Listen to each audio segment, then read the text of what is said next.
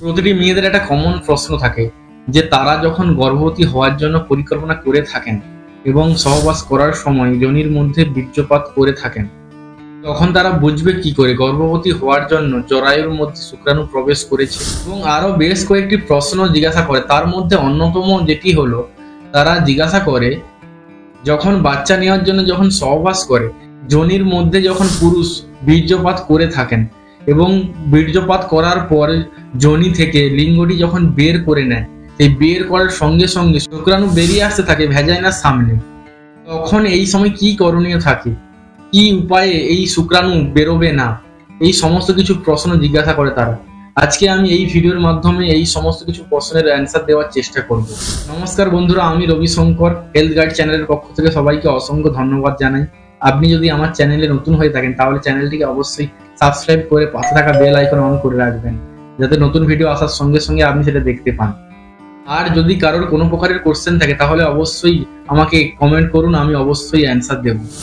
আপনি যদি গর্ভবতী হওয়ার জন্য পরিকল্পনা নিয়ে থাকেন আর ভাবছেন সহবাস করার সময় যোনির মধ্যে শুক্রাণু প্রবেশ করলে বা ভ্যাজাইনার মধ্যে বীর্যপাত করলেই আপনি গর্ভবতী হয়ে যাবেন, তাহলে আপনি ভুল ভাবছেন।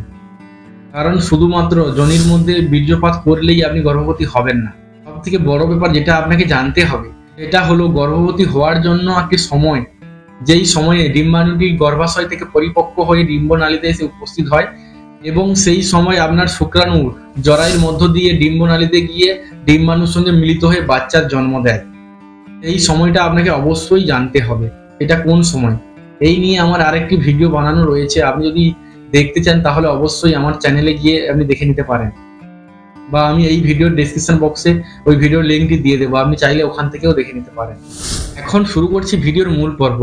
আপনি যদি ভেবে থাকেন গর্ভবতী হওয়ার জন্য যোনির মধ্যে শুক্রাণু প্রবেশ করানোর পর বা যোনির মধ্যে বীর্যপাত করার পরে সেই শুক্রাণুগুলি যদি জরায়ুর মধ্যে প্রবেশ না করে তাহলে আপনি গর্ভবতী হতে পারবেন না, তাহলে আপনি ঠিকই ভাবছেন।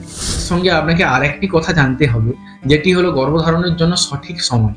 এটা আমি আগেই বলেছি, আপনি যদি সেই সঠিক সময় সম্পর্কে অবগত না হন তাহলে আপনি সহবাস করেও আপনি গর্ভবতী হতে পারবেন না। গর্ভবতী হওয়ার জন্য আপনি যদি ভেবে থাকেন যোনির মধ্যে বীর্যপাত করলেই আপনি গর্ভবতী হয়ে যাবেন, তাহলে এটিকে আপনি যতটা সহজ ভাবছেন অতটাও সহজ নয়। আপনি যখন যোনির মধ্যে বীর্যপাত করছেন আপনি কি ভাবছেন সমস্ত বীর্য চলে যাবে জরায়ুর মধ্যে? একদমই নয়। তার মধ্য থেকে যেই সমস্ত শুক্রাণু সতেজ ও জরায়ুর মধ্যে বেঁচে থাকার জন্য উপযোগী হবে সেই শুক্রাণুগুলি জরায়ুর মধ্যে প্রবেশ করবে এবং জরায়ুর মধ্যে গিয়ে 3 থেকে 4 দিন ওখানেই বেঁচে থাকবে তারা। আর ওই 3-4 দিনের মধ্যে যদি ডিম্বাণু থেকে ডিম্বাণু পরিপক্ক হয়ে ডিম্বনালীতে এসে উপস্থিত হয়, তখনই ওই শুক্রাণুর সঙ্গে মিলিত হয়ে একটা বাচ্চার জন্ম দেবে। তার মানে এই নয় সমস্ত শুক্রাণু ওই ডিম্বাণুর সঙ্গে মিলিত হবে। ডিম্বাণুর সঙ্গে মিলিত হবে কেবল একটি মাত্র শুক্রাণু, আর বাদ বাকি সমস্ত শুক্রাণু আপনার যোনিপথ দিয়ে সেগুলোই বেরিয়ে আসবে। তাহলে আপনার প্রশ্ন হবে সহবাসের পর শুক্রাণু জরায়ুর মধ্যে প্রবেশ করেছে কিনা আপনি বুঝবেন কিভাবে? অবশ্যই আপনি বুঝতে পারবেন। আপনি দুইভাবে বুঝতে পারবেন। প্রথমে আপনি যখন সহবাস করছেন আপনি সেই সময় বুঝতে পারবেন 10 থেকে 15 মিনিট পর, আর এক প্রকারে আপনি বুঝতে পারবেন 7 থেকে 8 দিন পরে। সেই 7 থেকে 8 দিন পরে আপনি কিভাবে বুঝতে পারবেন জরায়ুর মধ্যে শুক্রাণু প্রবেশ করেছে, সেই নিয়ে আমি আরেকটি ভিডিও বানিয়ে দেব, সেটা চাইলে আপনি দেখে নিতে পারবেন। এখন আপনি কিভাবে বুঝতে পারবেন সহবাসের পরে কিভাবে শুক্রাণু জরায়ুর মধ্যে প্রবেশ করেছে? অবশ্যই আপনাকে নজর দিতে হবে। আপনি যখন সহবাস করছেন এবং বীর্যপাত করলেন যোনির মধ্যে, সেই যোনির মধ্যে বীর্যপাত করার 5 থেকে 10 মিনিট পরে আপনি নিজেই লক্ষ্য করতে পারবেন যোনির মধ্য থেকে হালকা হালকা করে আঠালো চটচটে আঁশটে গন্ধযুক্ত তরল বের হচ্ছে। এইটা দেখে আপনি বুঝতে পারবেন আপনার যে শুক্রাণু রয়েছে সেই শুক্রাণু আপনার স্ত্রীর জরায়ুর মধ্যে প্রবেশ করে গেছে এবং প্রবেশ করে শুক্রাণু তার কাজ শুরু করে দিয়েছে গর্ভবতী হওয়ার জন্য।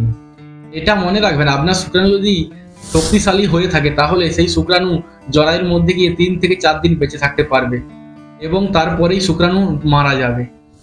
আর একটি প্রশ্ন যেটা রয়েছে, আপনি যখন গর্ভবতী হওয়ার জন্য সহবাস করছেন এবং যোনির মধ্যে লিঙ্গ ঢুকিয়ে যখন বীর্যপাত করছেন এবং বীর্যপাত করার সঙ্গে সঙ্গে যখন লিঙ্গটিকে যখন বের করে নিচ্ছেন যোনির মধ্য থেকে, ঠিক তারপরেই লিঙ্গ বের করার সঙ্গে সঙ্গে যোনির মধ্য দিয়ে শুক্রাণু বেরিয়ে আসছে দ্রুত গতিতে, তাহলে আপনি কি করবেন? এইরকম হলে তো আপনি গর্ভবতী হতে পারবেন না। তার জন্য কি করণীয় থাকে? অবশ্যই তার জন্য দুটি পদ্ধতি আপনি অ্যাপ্লাই করতে পারেন। নাম্বার 1, আপনি যখন সহবাস করছেন এবং সহবাস করার সঙ্গে সঙ্গে যোনির মধ্যে যখন বীর্যপাত করছেন, করার সঙ্গে সঙ্গে আপনি লিঙ্গটিকে বের করে নেবেন না যোনির মধ্য থেকে। আপনি 3 থেকে 4 মিনিট যোনির মধ্যে লিঙ্গটিকে রাখুন এবং তারপরে ধীরে ধীরে করে বের করুন। এবং বের করার পর আপনি পায়ের নিচে 3 থেকে 4টে বালিশ রাখুন এবং কোমরের নিচেও একটা বালিশ রাখুন।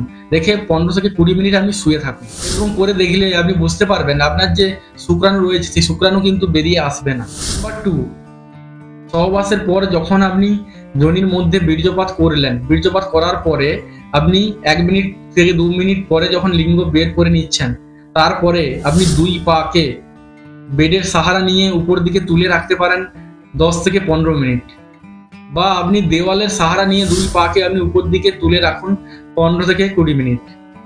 এই রকম পদ্ধতি অ্যাপ্লাই করে আপনি যোনির মধ্য থেকে শুক্রাণু বেরিয়ে যাওয়ার ঘটনা থেকে আপনি দূরে থাকতে পারবেন। যদি ভিডিওটি ভালো লেগে থাকে অবশ্যই চ্যানেলটিকে সাবস্ক্রাইব করে একটা লাইক করে যাবেন।